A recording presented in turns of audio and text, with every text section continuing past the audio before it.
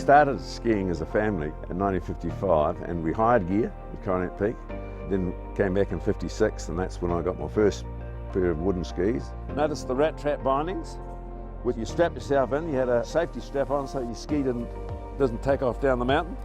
But the big thing you'll notice is how long they were.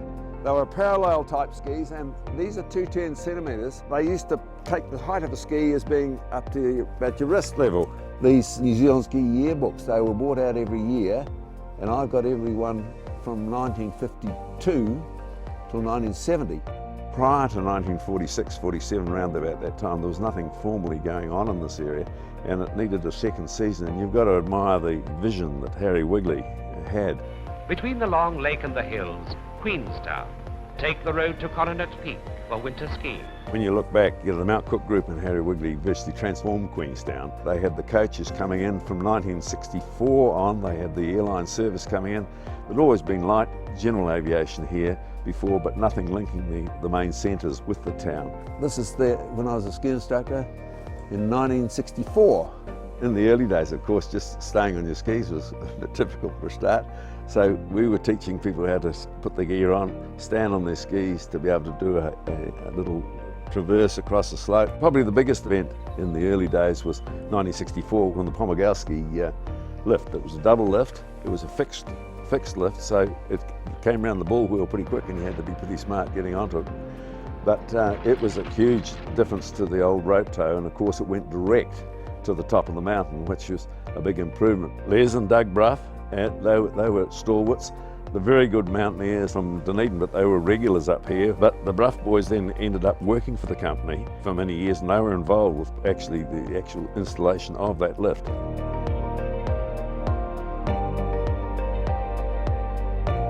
Sugar Robinson was virtually the go-to man that Harry had here. If things had to be done, he got them done. And he was sort of one of those original number 8 wire men. The Sarah Sue Run was named after Sugar's wife and his daughter, I think. And then, of course, Arnold Ivers, who was a great stalwart. He's got a run up there Arnold's Way. People probably don't realise the significance of some of these runs. They were some of the personalities of the time. I joined the company in late '88.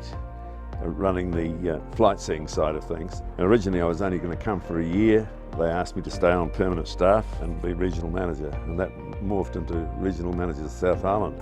So it was actually a really interesting job because you'd be talking with people about ski areas 1 minute, and buses, then airline, and flight seeing, and helicopters. It'll be the most stimulating 12 years I've ever had in my life, actually.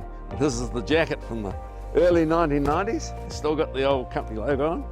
In the early to mid-90s, the company decided they had to upgrade the main lift because the growth had been phenomenal, especially with the overseas tourists coming in. And a 4-seat high-speed detachable was put in.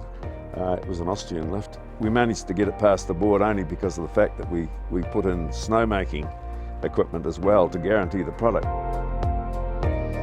Queenstown Winter Festival.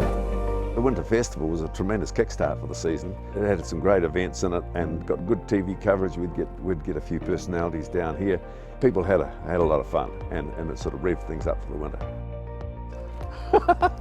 Yeah, picnic bar from last season. I've forgotten I've still got it in there. As I look back over 75 years, I've seen tremendous development.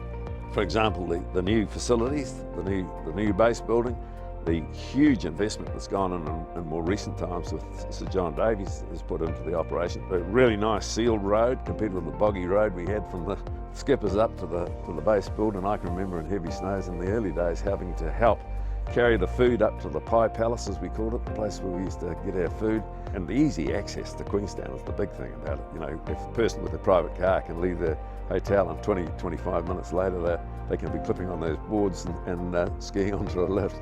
That's pretty good. I still look forward to going skiing. One of the things, the advantage at my age, I actually get a free ski pass, so there's a hell of a good incentive.